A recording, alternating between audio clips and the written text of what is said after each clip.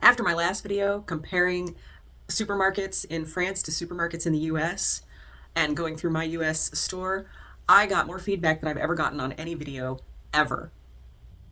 Some of it was totally validating, some of it was surprising, and some honestly educated me and made me rethink some of the opinions or thoughts I had about France formerly. So today, we're going to dive into your responses and your reactions and what they reveal about the real differences between how the US and France handle food, health, and everyday shopping in their supermarkets. At the end, I'll have a new update on something I found out about how our Food and Drug Administration has changed some of the ways that they mark foods. I'm Kristen, and my husband and I are preparing ourselves to declutter and DIY our house so that we can sell it and move to France. The feedback from people watching this video, especially French people, surprised me with a lot of things I hadn't known. That Supermarket Showdown US versus France video has gotten more views and comments than any other video. And that shows me that people on both sides of the Atlantic are interested in this topic. I'm going to respond to some of this feedback because I learned a lot. I apologize in advance if I missed anybody's valuable feedback. I'm going to be reading from the screen, so I hope I don't miss any. Won't be in order, but do know that I have read it and likely responded. So let's get started. I'm also going to be translating, of course, a lot of people wrote in French because they are French. And so I'm using Google Translate to translate their comments to English. So I apologize in advance if the translator is a little bit off. I'm learning French, but I'm not quite good enough yet to translate everything by myself. First, I'll read some of my pinned comment to get people talking and some of the feedback I got from that comment. And I'm going to be reading stuff from the computer, so I apologize for not looking directly at the camera the whole time. My first comment was, after seeing the differences between US and French supermarkets, which one would you rather shop in and why? Do you think American food could ever taste as fresh as French supermarket food if our system changed? So drop your vote. US or France, which is better? At Chrissy SM responded, France, of course.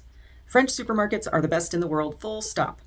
I grew up in the countryside in southwest France. We got our milk, yogurt, and cheese from the farm 5 kilometers away. Most vegetables were from our neighbors. Same with pork and poultry. Most of the time, the poultry was still alive. The beef came from the butcher in the nearest time. The fruit came from the local market, which unfortunately no longer exists.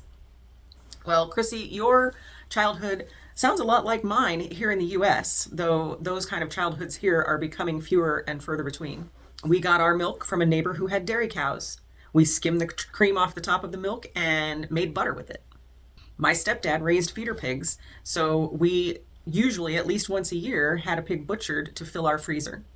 We also raised a cow together with a neighbor that we raised, grass-fed, pastured, and then butchered for the meat to share between our two families. Our vegetables came mostly from our own garden, and fruits came from trees in our big yard garden, as they say in Europe. We had 2 persimmon trees, an apple tree, and a peach tree. Not many people in the US live like that anymore.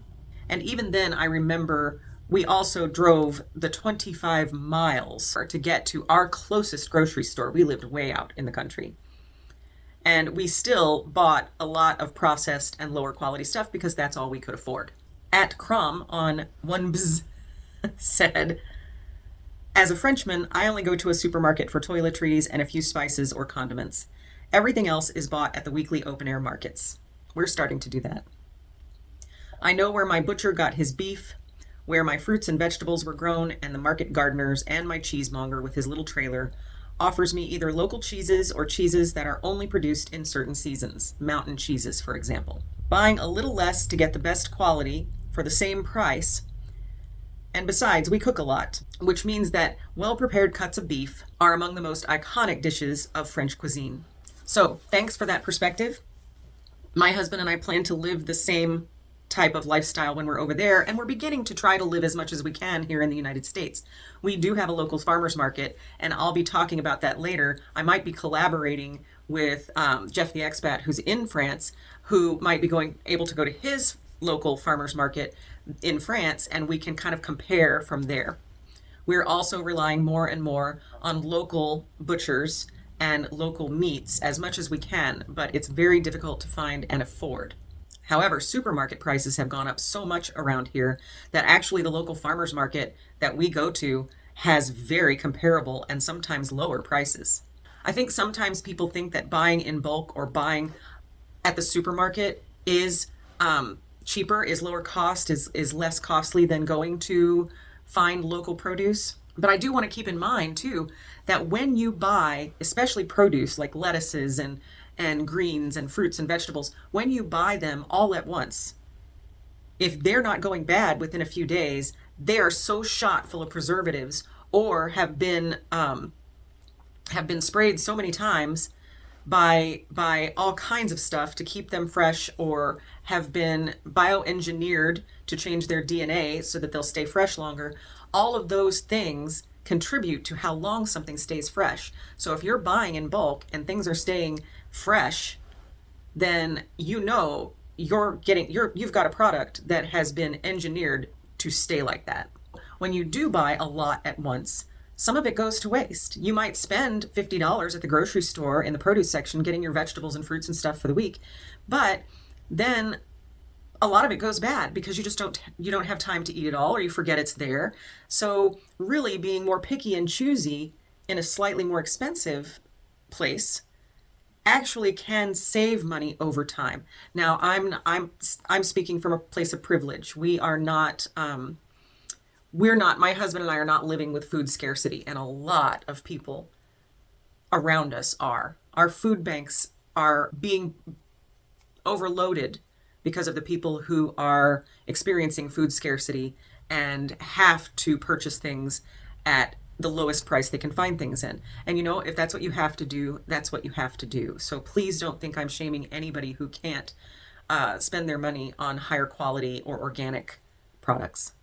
I also love to cook. My father was a restaurateur who had a barbecue restaurant in Missouri and then another restaurant later that had more variety of food. It was like Cracker Barrel, only really, really good. So I learned how to cook and I learned how to choose good quality products. At Morphaloo, replied to at CROM, the Americans think that all the inventions are American. In reality, France and German and British equals 70% invention of the world. I would agree with you on the one point, because Americans have been taught all our lives, for all of our history, that this country is the best, that this country produces the best products, that this country does best, best, best. Especially like in automotives, there are plenty of non-American made autos that are far better quality and last longer than some of the stuff we have here. It's just that insular, focused within type of thought. We've been taught that the US is the center of the world economy and the center of invention. However, I'd like to check back at you and say that when you say that France and Germany and the UK, they've invented 70% of everything, I think you're also indulging in that same insular, we're better than the rest of the world kind of talk. And I'm not sure that that's productive either. The ancient world, the foundations of knowledge and of libraries and of learning space and of all of learning about the world and philosophies, etc., came mostly out of the Arabic and ancient African worlds and ancient Roman Greece. And prior to Roman Greece, it was definitely a Muslim world that invented a whole lot of stuff. So I think any of us in any country, especially Western country, who want to say, we westernized nations, we European nations are the foundation of intelligence and invention over everybody else, is also a way to discount other nations who've made great contributions. It's just something for all of us to think about and remember. None of us is better than the others, and none of us has done more than many others. Anyway, on an educational teachery note, that's what I have been learning. So anybody who says, no, you didn't do it, we invented all the things, is using the same hyperbole. At Caravage 25 had a lot of things to say, and I learned so much from your posts that I appreciate it so much. So I'm going to summarize some of what you said. French here. In many videos by Americans, it's said that the French shop every day or every other day. This is true for those living in city centers, really in the old heart of the city, and the wealthy. Otherwise, all cities have supermarkets in the outskirts with enormous parking lots. All ordinary people living in rural areas, but also in cities, do their weekly shopping with a large shopping cart. It's simply more convenient and cheaper. However, it is common to go back once or twice a week to smaller specialty markets for extra items or occasional produce if possible. This is the norm, the routine of everyday ordinary people. There are families who do things differently by choice, philosophy, financial means, or values. To say that only rural areas or immigrants act this way is a false oversimplification. Thank you. Paris is an exception, like the city centers of major cities, but life there can be very expensive. This person goes on to say that a lot of families, especially in rural areas like them, have been doing their grocery shopping by ordering online. They get on the internet, they choose a pickup time, and then they often will go back inside to find the fresh things that they want to get themselves. And a lot of people here do that now too. Especially since the pandemic, but before the pandemic happened, a lot of stores were offering pickup services, and many were charging a small fee, but most started to go free, especially during the pandemic when people, weren't supposed to go inside grocery stores. Now, again, at Caravage 25 is who was writing to me. This was a surprise to me. I really like this comment.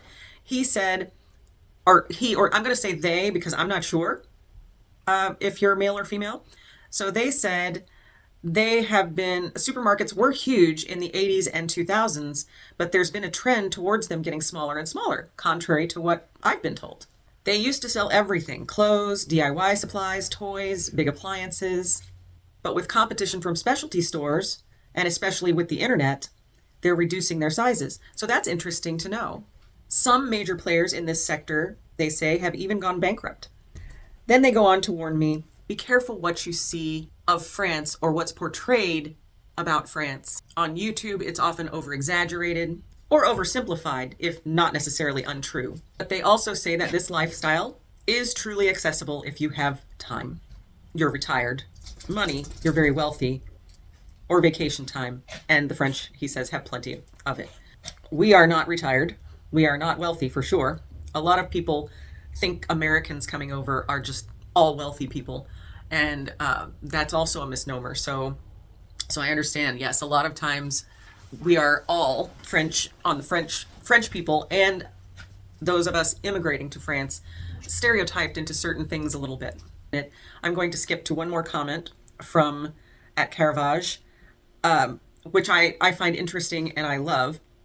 Even fast food chains like McDonald's are required to run campaigns to inform consumers that the majority of their products are of French origin. And you can compare prices. A Big Mac costs the same in the US as it does in Europe, and they make money. In Europe, however, they adhere to extremely strict standards.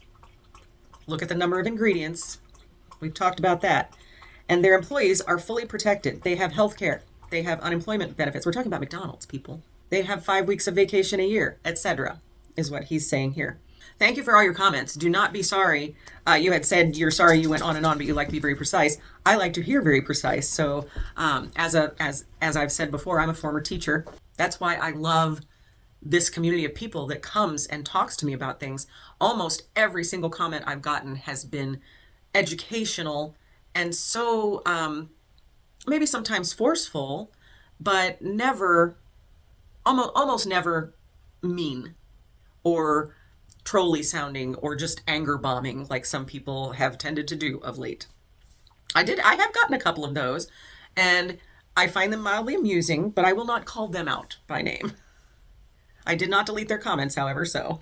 At Michelle Ehalish 4988 said about when I was in the supermarket, I picked up a loaf of bread that called itself French bread, and they said, "This is not French bread. Sorry." And I said, "Agreed. This is not actual French bread. It's just what our supermarkets pass off as French style loaves or bread. Baguettes are not the same either. Now, we do have a couple of smaller co-op markets in town with really good bakers that do make things like baguettes that actually taste like a French baguette and look like that and are nice and crusty on the outside and nice and soft in the middle. And we do have a few bakers that make a decent croissant. But they're very few and far between. Even the croissants in supermarkets here are not that nice, crumbly, flaky pastry. It's pulley and stretchy and chewy and not, they're not fabulous. Let's just say that. There is a baker at our local farmer's market who does baguettes the French way, and makes good croissants too. But nothing in the supermarket comes close to French bread. And in the video that I showed you before, when I was in the supermarket, I turned the bread over and showed you the list of ingredients on just a loaf of bread. It was insane. At Romaine G6409 says, I've lived on both continents, the USA, Canada, and Europe. I currently live in the southwest of France. And the cost of living in the US these days is just insane. I'll agree with you there. No matter the quality or quantity of products you can find there, everything has become far too expensive, not only for poor people, but also for the middle class. Yeah, my husband and I would be considered on the lower end of middle class. We're not working class, or, well, we are working class, but we're not in the poverty level of things, but we still are not like making $200,000 a year either. We're very much in the middle. We struggle. At Romaine goes on and says, regarding food specifically, in the EU, the overall quality is clearly much better. But we need to protect that quality because the global economic market is constantly trying to push the EU to lower its standards. We absolutely must not accept that. I agree. France is the breadbasket of Europe, let's be honest.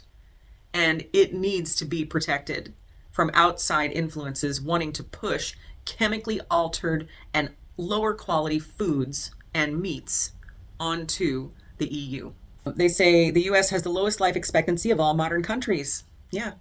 And is number one in obesity and health problems directly linked to poor eating habits and low quality products. That I am one of those casualties of poor nutrition. When I was young, we ate much better, but there was also still a lot of junk, and our bread, our flour even, is not up to the standards of flour in France. It's not up to those standards. A lot of things in this country are genetically altered and highly, highly ultra processed. And when I became a young adult, I'd had a baby young. I suffered through a little postpartum depression. And after that, my weight just went up and up and up. And that stemmed from the fact that my family, my grandparents lived through the Great Depression. So they were told never ever leave food on your plate. That's just the biggest crime ever. You take what you eat and you eat what you take. And so they were members of the Clean Your Plate Club. So even if you had too much food on the plate, it was a crime not to finish. So there was an attitude about food there. And there was also an emotional eating component. Food was seen as love. So if someone is loving you with food, they feel insulted if you say, I'm sorry, I'm not eating that right now. And then you get flack for it. And it's really this weird cycle.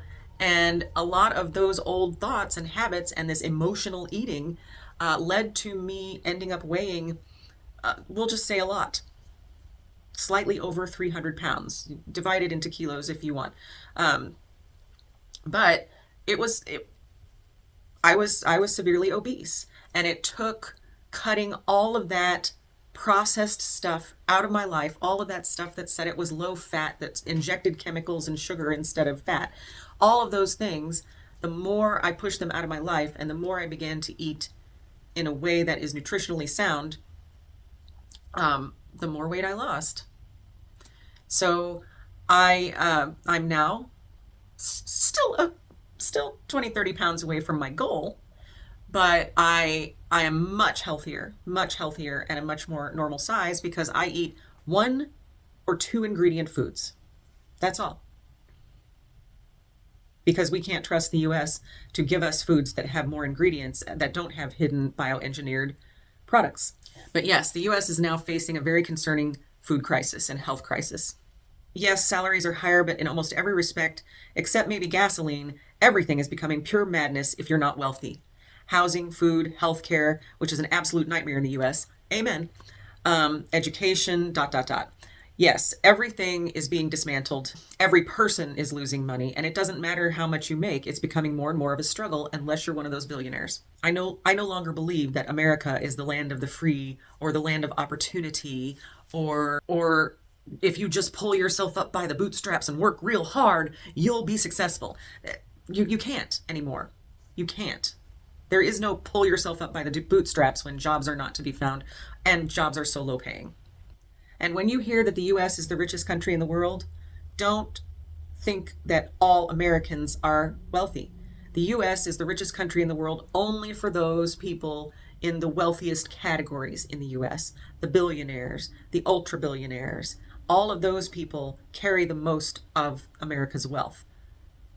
Take a look at Jeff Bezos or creepy Elon Musk. I did not realize that my viewers and I had a lot to say. So I'm going to break this long viewer feedback video up into several and turn it into a small series of discussions because I do think that a lot of things that were said are very important, but I don't think you need a 2-hour info dump. So please hit that thumbs up button below and subscribe to my channel if you haven't already, and come back tomorrow for more discussion of America versus France supermarkets and the feedback that I got from the people commenting on there. See you soon. Bye.